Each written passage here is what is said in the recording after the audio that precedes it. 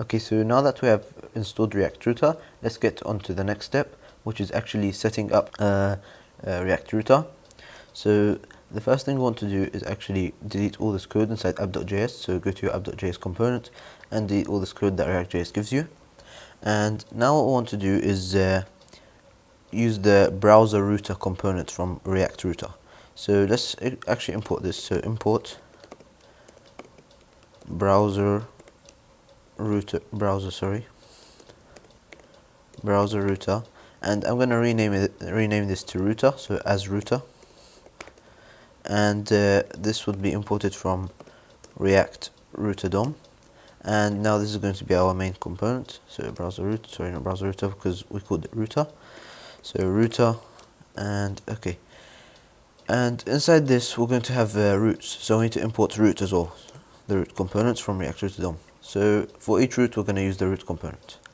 So now let's make a route. So we'll do route and then close it, and this route takes in a path and takes in the component that you want to render when the user goes onto this route. So the path, for example, let's specify it, for example, slash. So slash nothing would be the path for this route, and the component that it will render is going to be, let's make a component for this. So I'll make a components folder inside source, and I'll make home components for now, so home.js, and over here I'm going to do RFC, React Functional Component. If you want to do this, you can install this extension for ReactJS. So ES7 I think it's called. Yes, ES7 React Redux GraphQL React Native Snippets. So this extension allows you to make React components very easily. So you can do a Redux component for class Redux component, so RC Redux, and that would give you a whole Redux component. You can do RCC, React Class Component, and RCCP, React Class Component with prop types. That is like, it makes making components much easier, and other stuff as well. So I really recommend installing that VS Code extension. Okay, so now that we have created our component, so save this and go back to app.js, and we want to pass in that component to this component property for the root. So we'll do home, and this would automatically import it for me.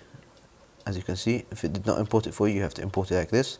So importing the home component from /component/home, which is the path of that component.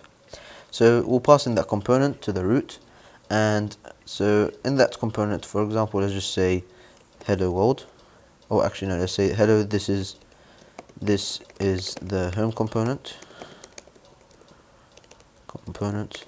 So now if I go back to my application, as you can see, it says that because we are on the slash path, so slash nothing, so just localhost 3000 slash nothing. So if I go back to my application and go to app.js, if I change this path to slash home, for example, and now I save this, go back to Chrome, as you can see, there's nothing, because we're not on the path slash nothing has nothing, it does not render anything. If we go to slash home, as you can see, it renders the home component because that is the path of that route that we have created. So let's keep this as slash nothing for now. So like this would be our main route. So slash nothing, as you can see, it says this. Hello, this is the home component, which is being rendered from the home component.